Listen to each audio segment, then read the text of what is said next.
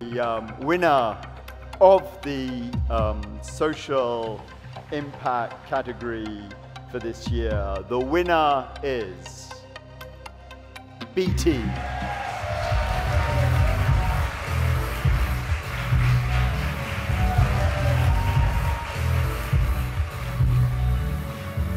It's incredibly exciting, and I just feel really proud actually. It's the result of a lot of hard work with our partners, British Asian Trust, and on behalf of all of my colleagues at BT, I'm really delighted to be here to be able to collect it.